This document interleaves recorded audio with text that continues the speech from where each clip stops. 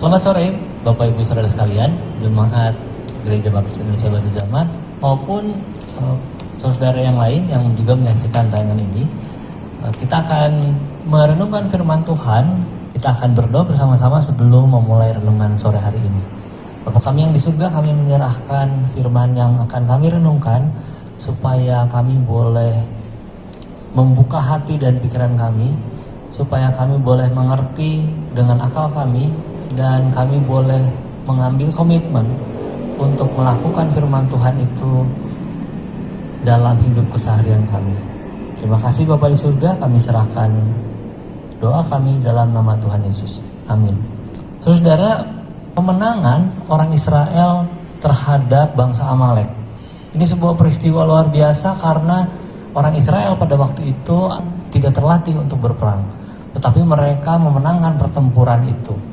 Saudara, ini kisah yang diambil dari Keluaran 17 ayat 10 sampai dengan 13. Ini salah satu peristiwa ketika Yosua ditunjuk oleh Musa atas izin Allah tentunya. Yosua ditunjuk oleh Musa untuk memimpin bangsa Israel berperang melawan bangsa Amalek. Ada hal-hal yang menarik yang perlu kita cermati bersama-sama. Mari kita melihat misalnya di ayat 10 misalnya dikatakan bahwa Yosua melakukan seperti yang dikatakan Musa kepadanya dan berperang melawan orang Amalek. Tetapi Musa, Harun, dan Hur telah naik ke puncak bukit. Saudara, jadi ada dua tim sebetulnya dalam perang melawan bangsa Amalek yang diarahkan oleh Tuhan. Yang satu menghadapi mereka, bangsa Amalek, secara langsung, secara fisik terlihat. Tetapi ada tim lain yang diutus Allah ke atas bukit.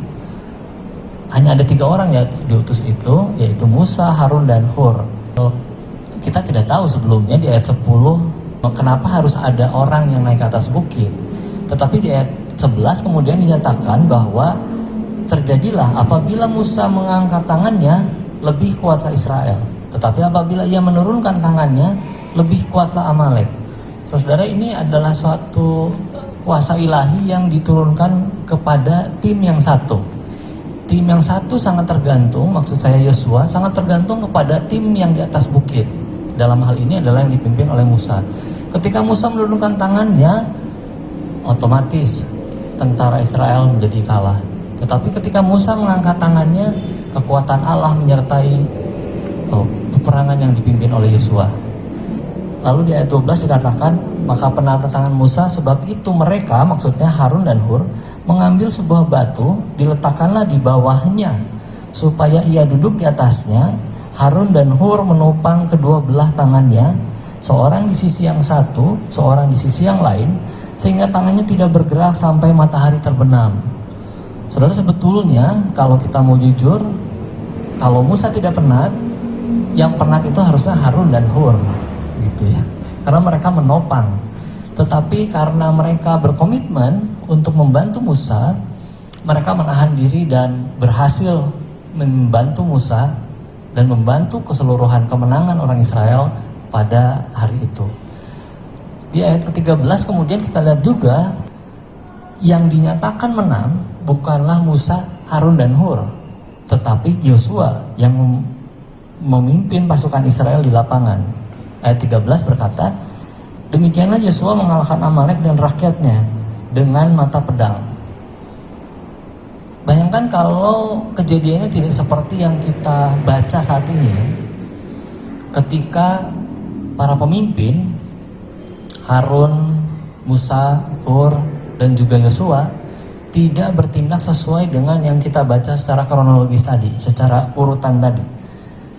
Misalnya, ketika peperangan dimulai, Harun merasa kelelahan, jadi tidak bisa membantu Musa, lalu Harun pulang kembali ke perkemahan.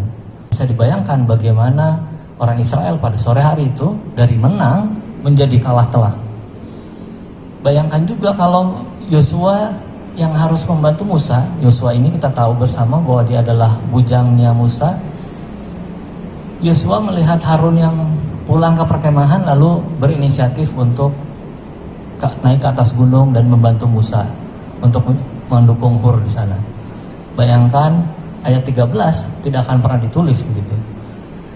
Dan Hur misalnya, kalau dia mengusulkan untuk daripada kita kelelahan berdua, Harun dan Hur, lebih baik salah seorang kelelahan lalu yang lain bergantian.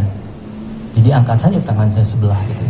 Nggak apa-apa, sebagian orang Israel itu kalah, tapi yang lain menang kan gitu.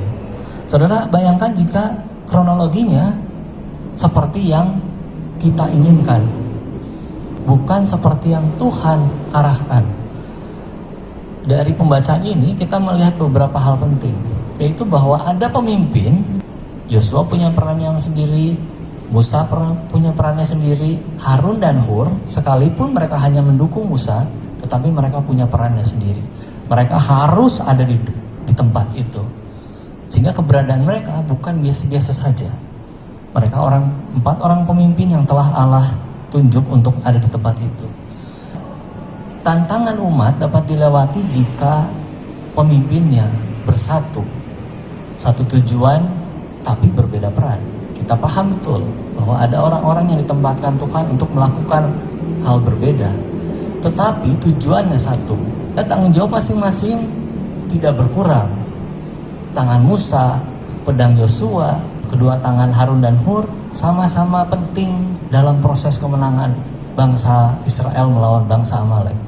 Saudara, bagian penting yang lain dari adanya keempat pimpinan di tengah orang Israel di Rafidim adalah bukti bahwa saling melayani di antara mereka. Memang kita melihat bahwa Musa begitu hebat, begitu dipercaya Tuhan luar biasa. Tetapi dari kemenangan di Rafidim kita melihat bahwa masing-masing punya peran berbeda dan masing-masing dipercaya Tuhan untuk melakukan peran itu. Kalau membandingkan dengan Matius 20, Tuhan Yesus menyatakan bahwa yang namanya pemimpin di antara orang Kristen yang lain, barang siapa ingin menjadi besar di antara kamu, hendaklah ia menjadi pelayanmu. Di ayat 27 dinyatakan bahwa barang siapa ingin menjadi terkemuka di antara kamu, hendaklah ia menjadi hambamu. Karena, saudara-saudara, karena di ayat 28 dikatakan, sama seperti anak manusia datang bukan untuk dilayani, melainkan untuk melayani dan untuk memberikan nyawanya menjadi tebusan bagi banyak orang. Kita juga dipanggil untuk menjadi pelayan satu dengan yang lain. Musa melayani Yosua. Yosua sendiri hadir di situ untuk melayani bangsa Israel. Dan Harun dan Hur melayani Musa. Saudara, konsep saling mendukung inilah yang kita perlu lakukan lagi di saat-saat belakangan ini. Kiranya Tuhan Yesus memberkati.